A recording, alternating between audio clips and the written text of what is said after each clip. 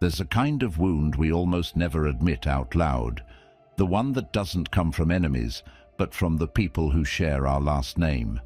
We feel it before every visit. Our phone lights up with their name and our chest tightens. We sit outside the house in the car a little too long, rehearsing how to act. We unlock the door, step inside, and we can feel it immediately. We are not fully ourselves here. We switch into the good version. We swallow what we really think. We say, "It's fine, they're family," while something inside us screams, "No, it's not fine, not anymore." We know the phrases by heart. "We sacrificed everything for you. We just want what's best for you. You're breaking the family." And every time we hear them, it feels less like love and more like a knife wrapped in a hug. Underneath the words, we hear the real message. You don't belong to yourself, you belong to us. So we stop choosing what we want. We start choosing whatever keeps the peace. We're not living, we're managing their reactions. That's when love starts to feel like a contract. Respect means obedience. Being a good son or daughter means slowly deleting ourselves so everyone else can stay comfortable. We laugh at their jokes, nod at their opinions, play our assigned role at the table, and then later, in our bed or on the way home, the anger hits.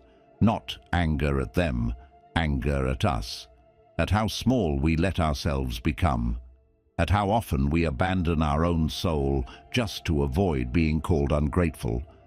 Here's the truth we've been too scared to say, even in our own head. Family is not ownership.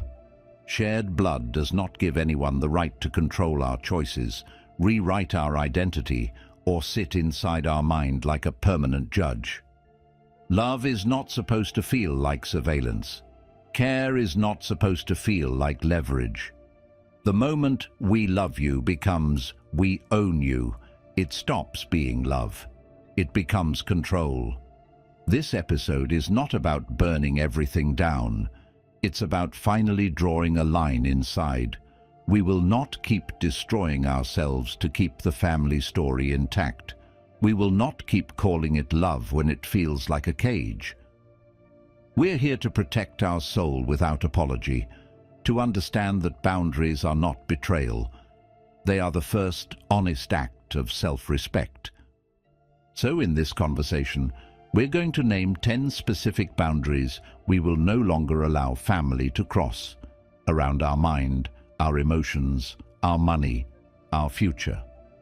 Boundaries that say clearly and calmly, "We can love you deeply," and still refuse to let you own us. And we start with the first one, the moment we stop believing that family equals control, the ownership illusion. 1. The ownership illusion.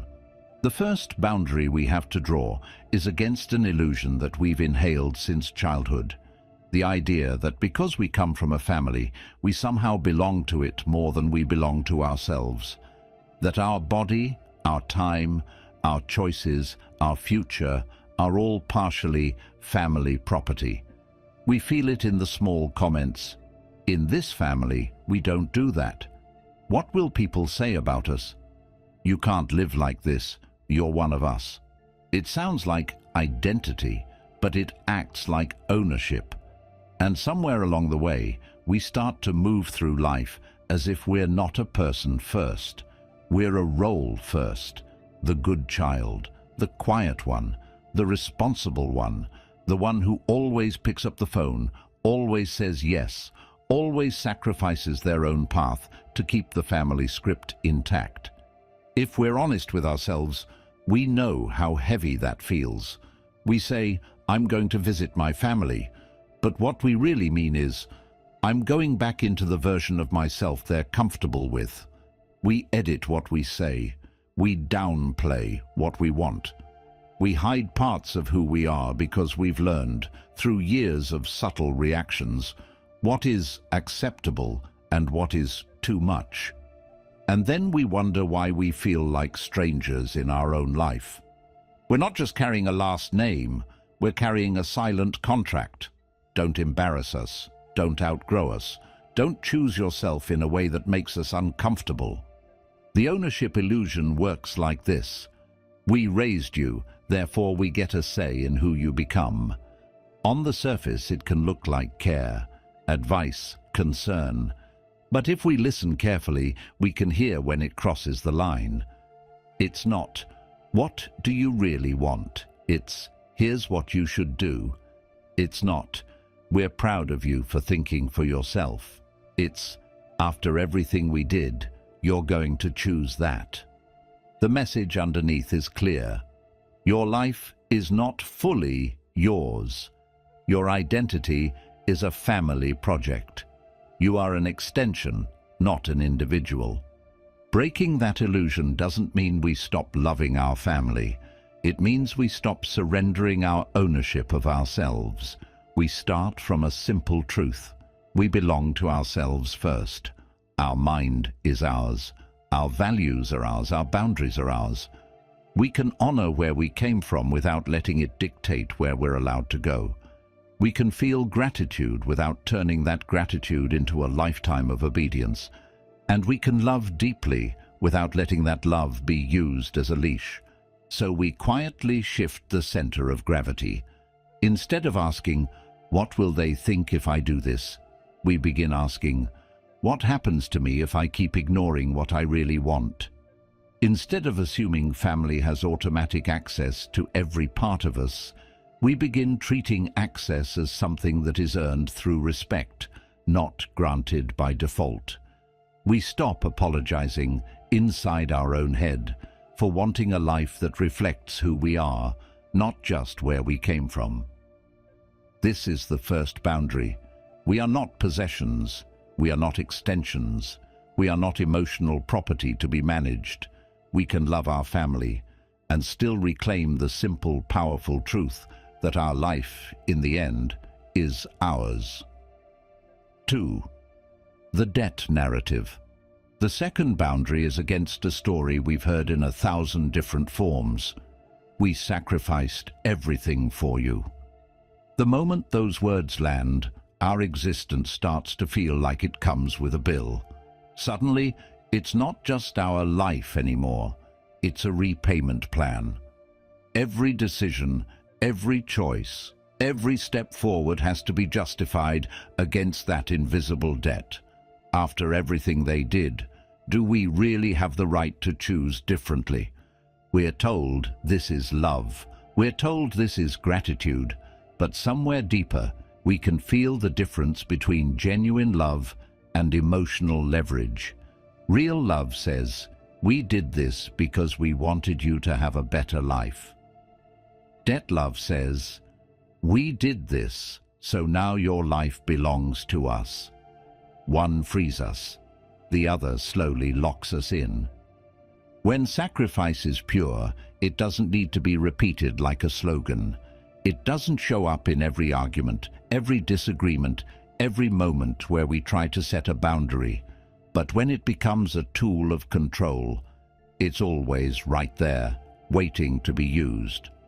We hear, "You know what we gave up for you," right at the moment we're about to choose something for ourselves. We hear, "You're selfish," the second we say no. And without even noticing, we stop asking me what is right for us and start asking me what will keep everyone else from feeling disappointed. That's how the debt narrative works. It takes something beautiful, sacrifice, and turns it into a lifetime invoice. It tells us that we don't get to fully own our successes, our happiness, our independence, because all of it is tied to what someone else did in the past. And if we're not careful, we end up living in a permanent state of apology, apologizing for growing, for changing, for wanting more, for not giving our entire future back as a thank you for the past. But here's the truth we need to sit with, even if it feels uncomfortable at first. We did not ask to be born. We did not sign a contract as children agreeing to repay every hour, every dollar, every sacrifice with our identity. parenting, caretaking, support. These are acts of love, not investments with guaranteed emotional returns. Gratitude is something we choose from the heart. Obligation is something we're pressured into from the outside. And the more we confuse the two, the more we lose ourselves. We can appreciate everything that was done for us and still refuse to live as if we're in debt forever. Those two things can exist at the same time. We can say, "Thank you for what you gave," without accepting the unspoken part. So now, you get to decide who we become. We can show kindness, help, support, and presence, not because we owe, but because we genuinely want to give. That's what real gratitude looks like when it's healthy, voluntary, not coerced. So we start to question the script in our own mind. Every time we feel guilty for making a choice that aligns with our well-being, we pause and ask, are we actually doing something wrong?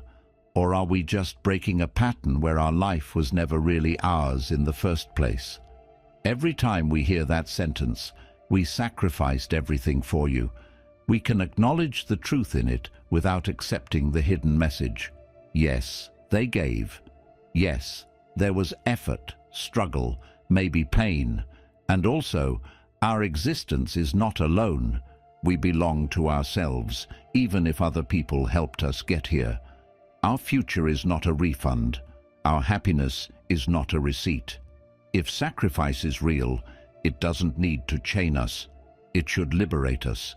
The healthiest way to honor what was done for us is not by staying small to keep everyone else comfortable, but by actually living well, by becoming whole, by choosing a life that reflects our values, not just their fears.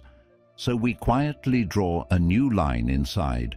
We will no longer let sacrifice be used as a weapon against our choices. We will no longer allow every boundary, every dream, every step of independence to be labeled as ingratitude.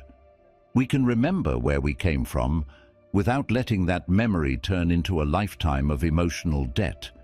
And if guilt still shows up, we can look it in the eye and remind ourselves, gratitude is something we feel and express freely. Obligation is something we're forced into. We are allowed to choose the first and refuse the second. 3. Fear disguised as protection. There's a kind of sentence we hear a lot in families that sounds caring on the surface but feels heavy underneath. "We're just worried about you." "We don't want you to get hurt. We're only trying to protect you." And the strange thing is, every time we hear it, something inside us shrinks a little. Not because protection is bad, but because we can feel that what's being protected is not our well-being. It's their fear. When we look closely, a lot of what gets called family wisdom is really generational anxiety in a nicer outfit. Don't start that business, it's too risky. Don't move to that city, it's far from us. Don't end that relationship, you'll regret it. On the surface, it sounds like guidance, but the pattern is always the same. Stay close, stay small, stay familiar. And we start to realize the boundary we need to draw here is simple and hard at the same time. Their fears do not get to define our future. It helps to remember where this comes from. Our parents, our relatives, they carry their own scars, their own failures, their own disappointments. Maybe they tried something once and it broke them. Maybe they grew up in scarcity and still live like everything might disappear tomorrow. Maybe they were shamed for wanting more, so they learned to call playing safe being realistic. And without even knowing it, they hand that fear down like an heirloom. We're only telling you this because we love you. The problem is that fear, when it's disguised as love, becomes very hard to challenge. We start to feel selfish for wanting something bigger. We ask ourselves, are we reckless? Are we ungrateful? Are we naive? So we stay in the job we've outgrown. We stay in the relationship that quietly kills us. We stay in the version of life that makes them sleep better at night, while we lie awake wondering what would have happened if we'd just taken the risk. The line we have to draw here is not between love and family. It's between love and control. Genuine protection says, "Here are the risks I see. I trust you to decide." Projected fear says, "Here are the risks I see. So you're not allowed to decide." One respects our autonomy, the other quietly erases it. We can start by noticing how we feel during these conversations. Do we come away feeling clearer or more confused, supported or smaller? Do we feel like we've just been offered perspective or like we've been subtly warned back into our place? Our body usually tells the truth before our mind does. Once we see it, we can respond differently inside ourselves, even if we don't argue on the outside. When we hear, "Don't do that, it's too dangerous," we can translate it in our own mind. They're scared because of their experiences. That fear belongs to them, not to us. When we hear, "You'll regret this," we can quietly answer, "We trust ourselves enough to face the consequences of our own choices." This doesn't mean we ignore every warning. Sometimes there is genuine wisdom buried under the anxiety, things we hadn't thought of, blind spots we need to see. The boundary isn't never listen. The boundary is, we will listen, but we will not let borrowed fear become our prison. We're allowed to step into futures our family is afraid of. We're allowed to outgrow their version of safety. We're allowed to want a life that looks nothing like what they imagined when we were children. That's not disrespect. That's responsibility for our own one life. So the next time fear shows up dressed as protection, we can breathe, feel the pull, and still choose our path. We can say, out loud or silently, "I hear you. I understand that you're afraid, and I'm still going to live this life as mine." Because if we let their fear make every decision, we don't avoid pain. We just guarantee a different kind of pain, the pain of never finding out who we could have been. And that's a cost we don't have to keep paying. 4. Emotional access is a privilege. The fourth boundary we need to draw is around something we've been taught to give away too easily: access to our inner world. Because somewhere along the way, we absorbed the idea that if someone is family, they automatically have the right to know everything: what we feel, what we think, who we love, what we fear, what we dream about at 3 in the morning when everything feels fragile. And if we ever pull back, if we ever become more private, the accusations come quickly. You've changed. You're hiding things. You don't trust us anymore. But the truth we've been avoiding is this: emotional access is not a birthright. It's a privilege, and a privilege must be earned, not demanded. We know how it feels when we open up and regret it, when we share something vulnerable, a dream, a doubt, a heartbreak, and later find it turned into gossip, a weapon in an argument, or a story they retell with a tone that makes us feel small.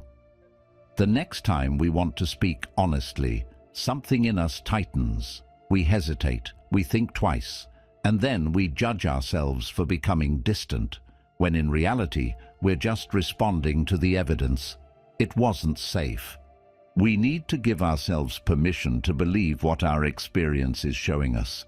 If our honesty keeps coming back to hurt us, the solution is not share more and be stronger. The solution is step back and be wiser. Love does not mean giving someone unlimited access to our heart, no matter how they use it. Love can exist side by side with discretion. We belong to ourselves first, and that includes our emotional life. We are allowed to ask, who has shown us they can hold our feelings gently? Who has shown us they can disagree with us without mocking us? Who listens without turning every confession into evidence against us later?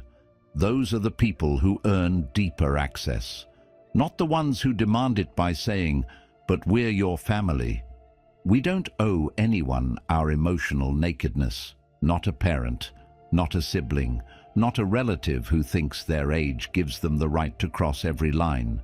We can be respectful, warm, even loving, and still choose what we keep for ourselves, or for the very few who have proven they can handle it with respect. That doesn't mean we become cold or closed off. It means we become intentional. We stop oversharing into unsafe spaces and then wondering why we feel exposed. We start treating our inner world like something valuable, not public property. We can share selectively, slowly, with those who show us through their behavior, not their words, that they can be trusted with our truth. So the boundary here is simple but powerful. No one gets automatic access to our deepest thoughts and feelings just because they helped raise us or share our blood. Emotional access must match emotional safety. If someone mocks our vulnerability, uses our secrets as leverage, or punishes our honesty, we are allowed to step back. We are allowed to say less.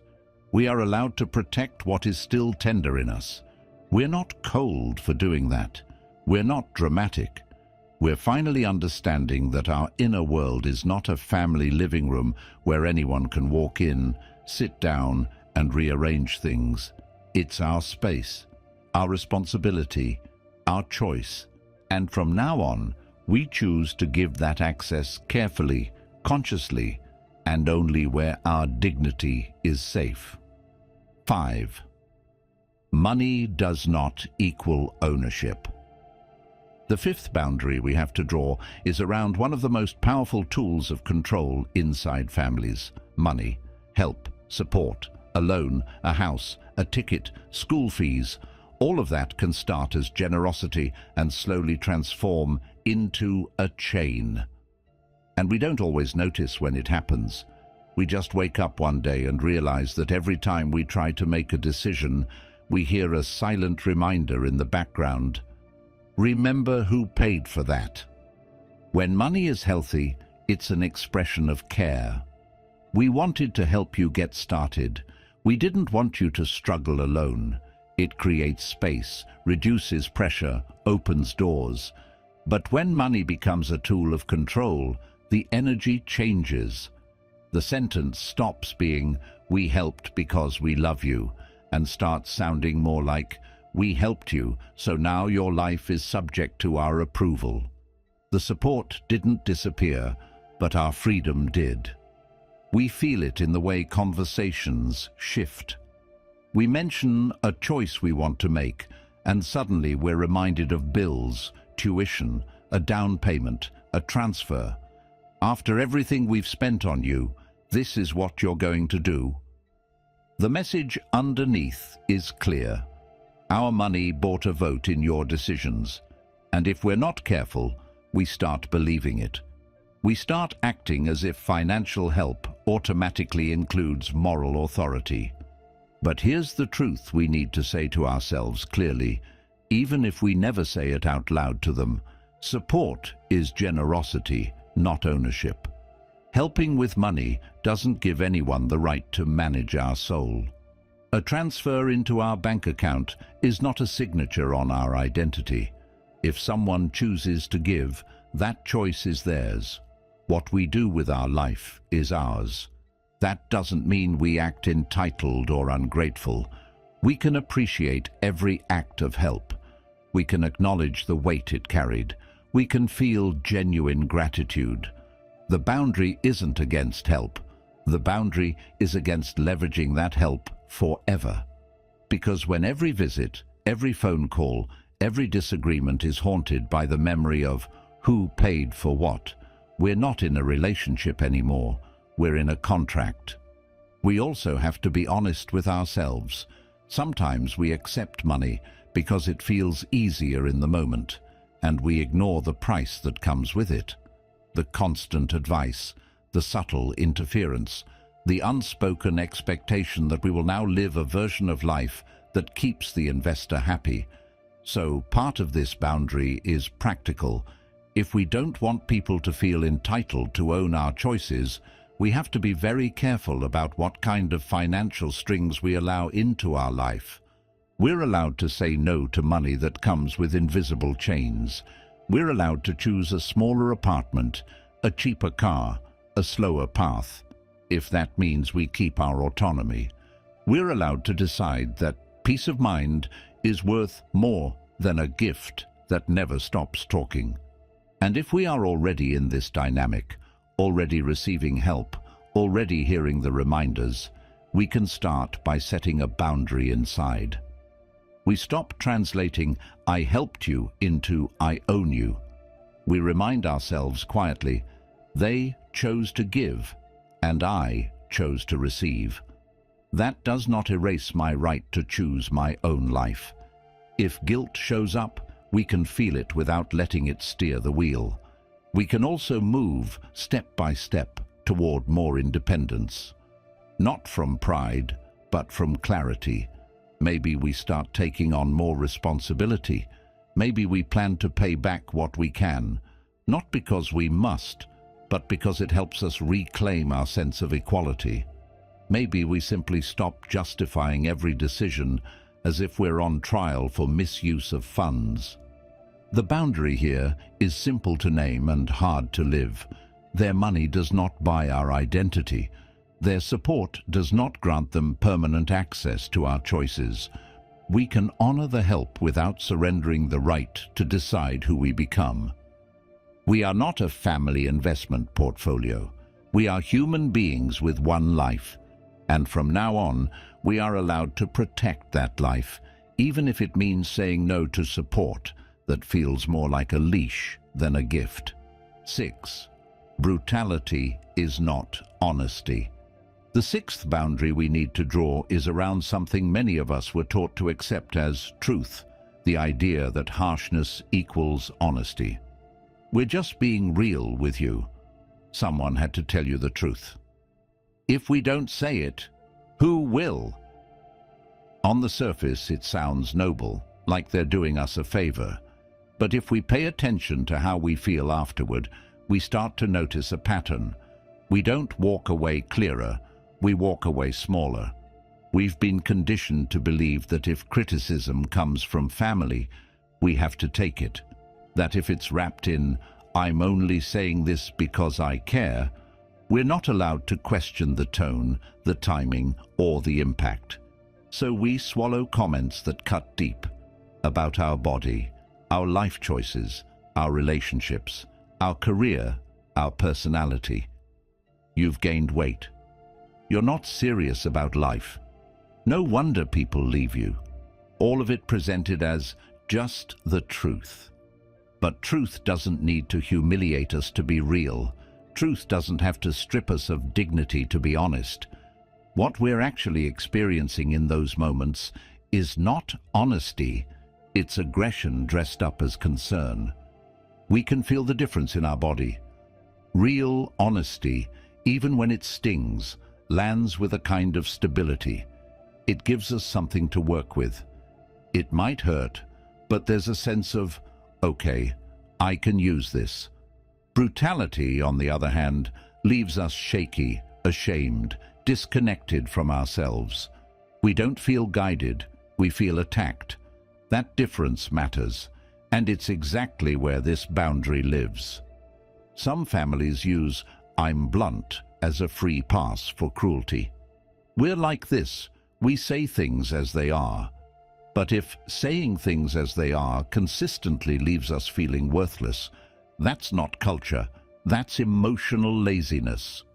It's easier to tear someone down than to speak with care.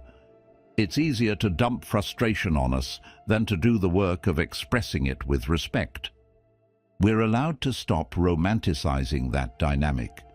Honesty becomes brutality when three things are missing: timing, intention, and respect.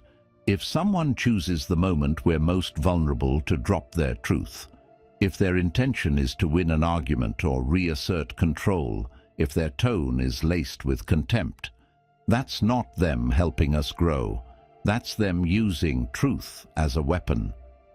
The boundary here is this: we will no longer accept attacks on our worth disguised as just being honest.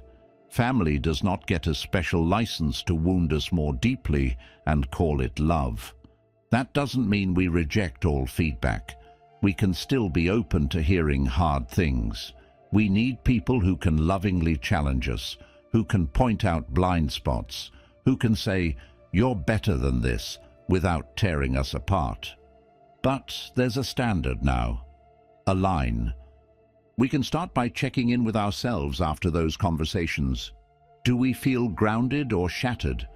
Do we feel seen, even if we were called out? Or do we feel labeled and reduced to our worst moments? Did they talk to us or at us? Did they speak from a place of, "I want to see you become your best," or from, "I need to remind you where you stand"? Once we see the pattern, we can respond differently. Maybe not with a big confrontation at first. Maybe it starts inside. The next time we hear, "I'm just being real," after something cruel, we can quietly correct it within ourselves. No. That was not honesty. That was disrespect. We stop internalizing every harsh sentence as truth and start filtering it through a new question. Is this said with care or with contempt? If it's contempt, we're allowed to detach from it emotionally, even if we can't fully avoid it yet in practice. Over time, we can begin to set more direct boundaries, changing the subject, ending the call, saying calmly, "I'm not okay with being spoken to like that," and not defending that sentence with a long explanation. We may hear, "You're too sensitive. You can't handle the truth." That's fine. Those lines are part of the script. But we're not obligated to keep playing our old role in it. Sensitivity is not weakness. It's awareness. It's our signal that something is off. And if our nervous system keeps ringing the alarm, the answer is not to turn the alarm off. The answer is to step out of the fire. We can still value honesty and reject humiliation. We can still desire growth and refuse emotional violence. These things are not mutually exclusive. In fact, the most powerful growth often comes from people who can look us in the eye and tell us the truth without stripping us of our worth. So the boundary is clear now. Love does not humiliate. Family does not get to crush our identity and call it being real. From this point on, we choose to separate truth from brutality. We choose to keep the first and walk away, internally or physically, from the second. Because our soul needs correction at times, yes, but it never needed to be broken to be guided. 7. Guilt as a control mechanism. The seventh boundary we need to draw is around the most quiet and effective tool many families use without even realizing it: guilt. Not the healthy kind of guilt that wakes us up when we've actually hurt someone, but the manufactured kind.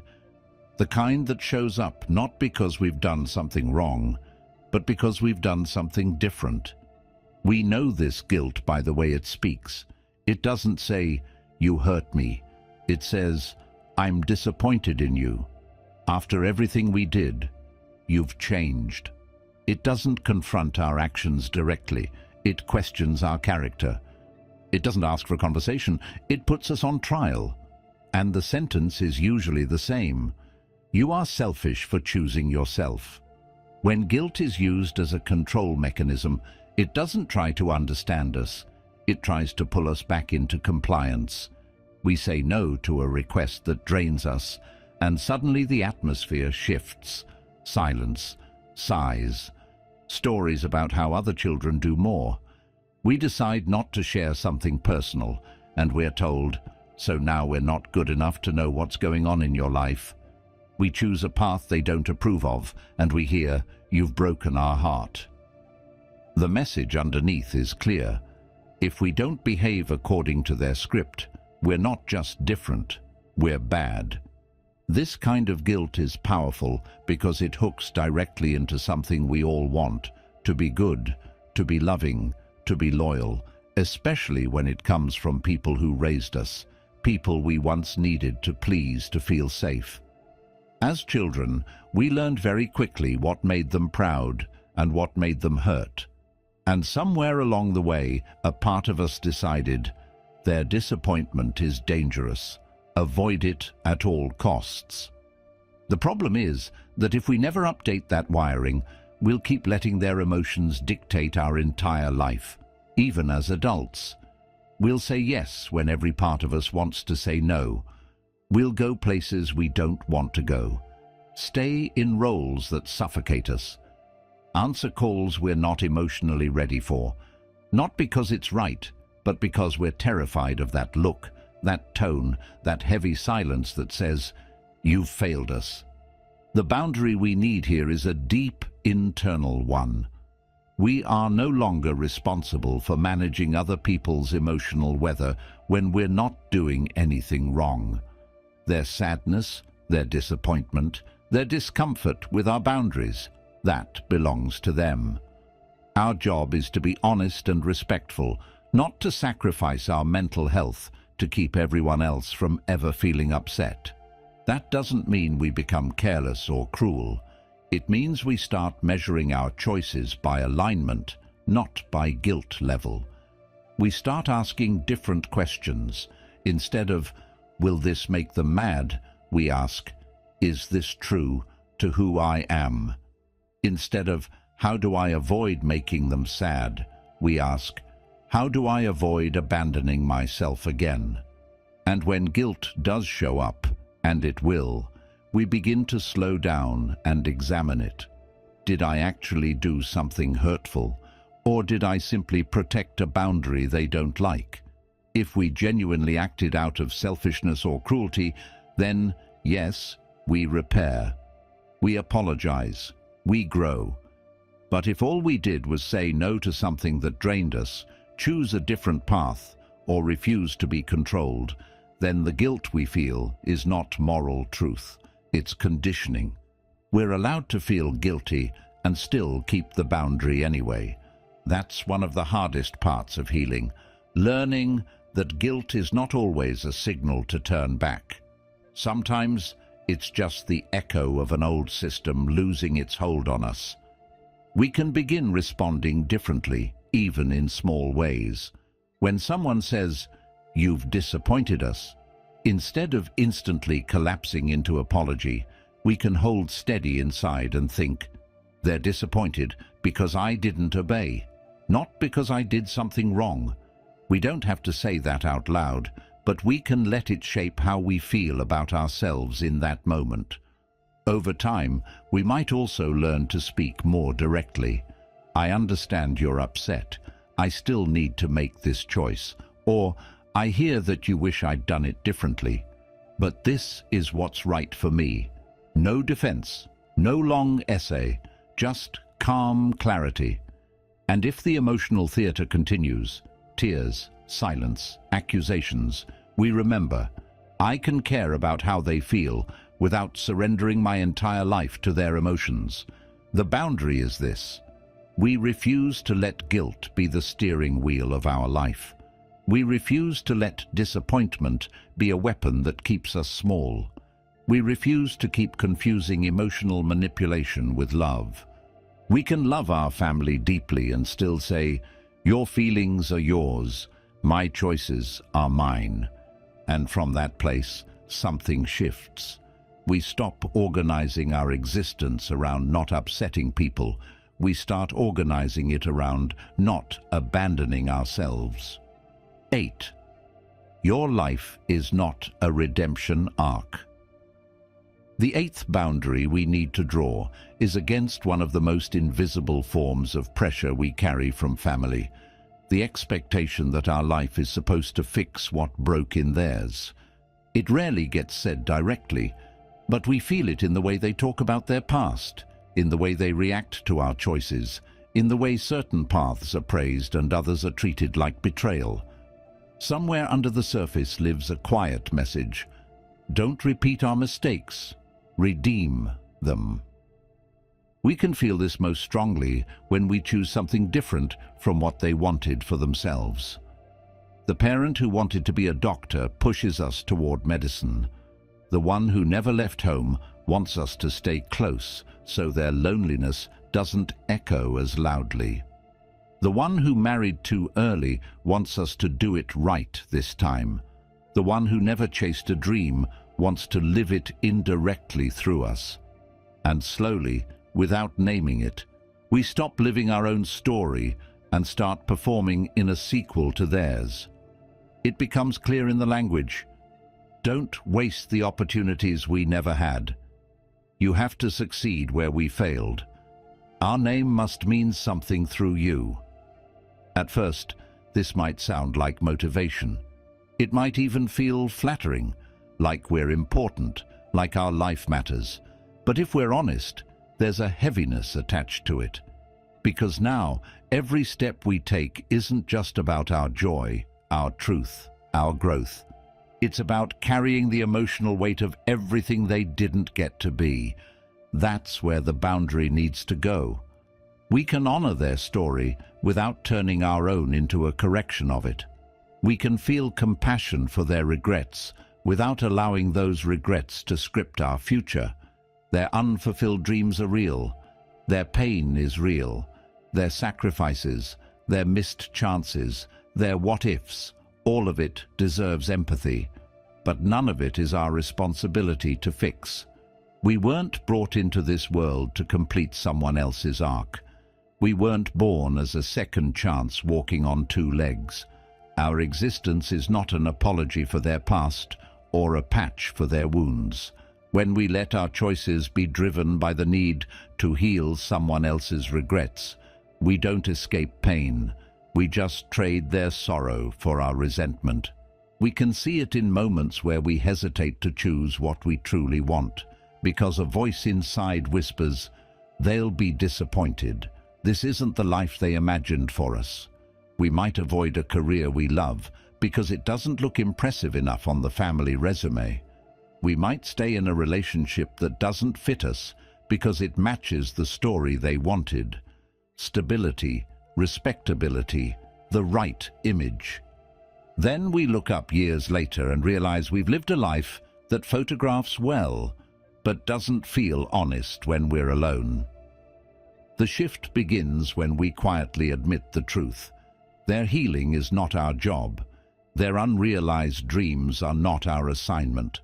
Their narrative is theirs to process, grieve, and, if they choose, transform. Our responsibility is to live a life that is true to who we are, not one that makes their past easier to look at. That doesn't mean we dismiss everything they wanted for us. Sometimes their hopes overlap with what's genuinely good for us. The difference is in the source. Are we choosing something because it flows from our own values, or because we're terrified of becoming another disappointment? Are we walking a path because it feels alive in our chest, or because we're afraid of breaking their heart? We're allowed to step out of the storyline they've written in their head. We're allowed to choose a profession they don't fully understand, a place they never imagined us living, a pace of life that doesn't match their timeline. We're allowed to say, I see what you wished for, and I still have to follow what's real for me. The boundary here is internal first. Every time we catch ourselves thinking, I have to do this so they can be proud, so they don't feel like they failed, we pause and ask, what do we actually want? Separate from their expectations, separate from their pain. That question can feel selfish at first, especially if we were raised to live as extensions of the family. But in reality, it's the most honest question we can ask. When we stop treating our life as a redemption project, something gentle but powerful happens. We begin to see our parents and relatives as humans with their own unfinished stories. not directors of ours. We can love them, listen to them, learn from them, and still walk away from their script. We can carry their wisdom forward without carrying their unresolved guilt. We are not here to fix what they didn't fix. We are here to live fully what is in front of us. Our life is not chapter 2 of someone else's regrets. It's a book of its own, and we are allowed, fully allowed, to write it as ourselves. 9. The power of calm refusal. The 9th boundary we need to draw is around one of the simplest words we know, and the hardest one to say to family: no. Not the dramatic no, not the explosive no, the calm, steady, grounded no, the kind that doesn't shout, doesn't justify, doesn't build a courtroom speech to defend itself. Just a quiet line in the sand that says, we are no longer available for our own destruction. Most of us didn't grow up with this kind of no. We learned early that peace at home often depended on our compliance. Say yes, keep the mood light. Say yes, don't upset anyone. Say yes, and you're a good son, a good daughter, respectful, raised well. And if we ever dared to say no, the air got heavier, faces changed, the room went quiet. Suddenly we weren't just disagreeing, we were ungrateful, rude, too proud. Little by little, we trained ourselves to avoid that reaction at all costs, so we overcommitted. We agreed to conversations that drained us. We allowed comments that hurt us. We said yes to visits, favors, responsibilities, even financial burdens that we didn't have the capacity for, because somewhere inside we were more afraid of their disappointment than of our own exhaustion. This is where calm refusal becomes an act of self-respect. The calm no is very different from the defensive one. Defensive no tries to convince them, I can't because I'm tired, because I already did this and that. It piles on explanations, hoping that if we present enough evidence, they'll grant us permission to take care of ourselves. But that still puts them in the position of judge. They get to decide if our reasons are valid. A calm no is built on a different foundation. We are not asking anyone to approve our boundary. We're simply expressing it. We might say, no, I can't do that, and leave the sentence as it is. We might say, no, I won't be coming, without filling the silence with panic and over-justification. The power isn't in the word itself.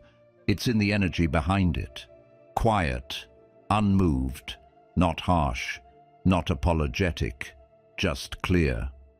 Of course, the first time we do this, the reaction might be intense. We may hear, so now you're too good for us. You've changed. This is what you've become. That's expected. Systems don't like losing control. When we've been the one who always bends, our shift into stillness will feel like rebellion to people who benefited from our flexibility.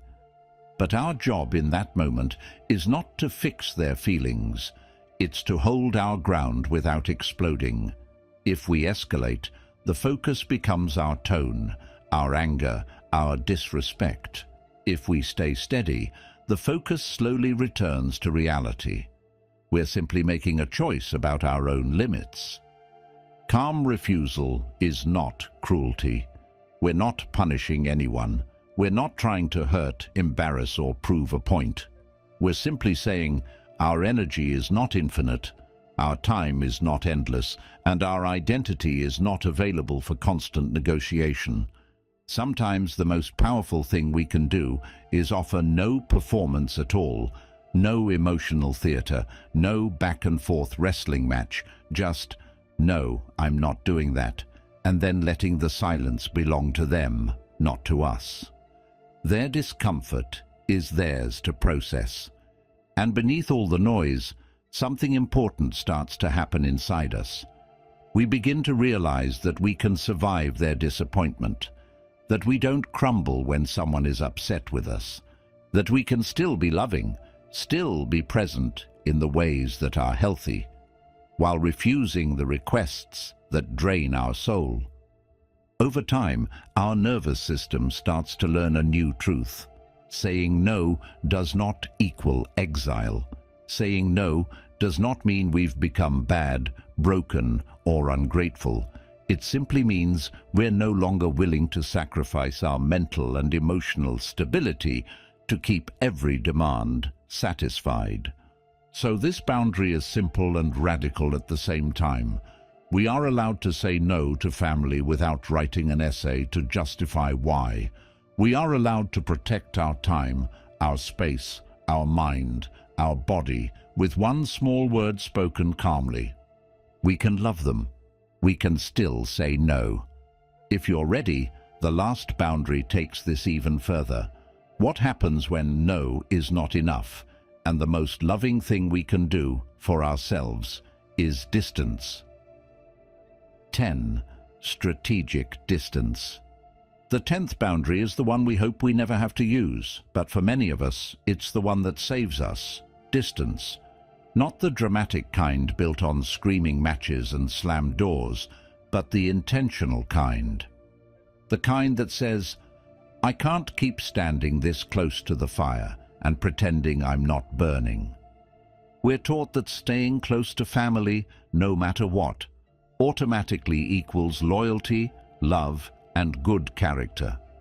We hear, but they're your family, as if biology alone should override every emotional bruise, every repeated wound, every pattern that's slowly eroding our self-respect. And for a long time, we might believe it. So we stay, we endure, we tell ourselves, it's not that bad, even as our body keeps tightening before every visit, every call, every message. Strategic distance begins the moment we stop gaslighting ourselves about how much something hurts. It's not betrayal to admit that certain dynamics are costing us too much. It's not cruelty to realize that being constantly available to people who repeatedly cross our boundaries is slowly killing our peace.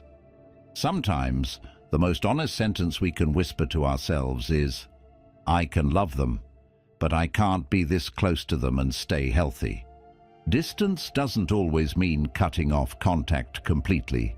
Sometimes it's emotional distance, sharing less, reacting less, not letting every comment land inside our chest. Sometimes it's physical distance, shorter visits, fewer overnight stays, leaving when the energy shifts instead of staying to prove we're not sensitive. Sometimes it's time distance, taking longer breaks between interactions so our nervous system can breathe. This is why it's strategic. It's not about revenge, punishment, or making a point. It's about designing the amount of contact that allows us to remain grounded, sane, and true to ourselves. We might feel guilty just thinking about it. The old script shows up fast. You're abandoning them.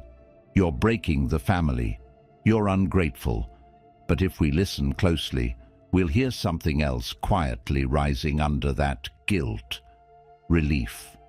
The possibility of waking up one day and realizing we're not emotionally exhausted from fighting the same battles over and over. The possibility of remembering who we are when we're not constantly bracing for impact.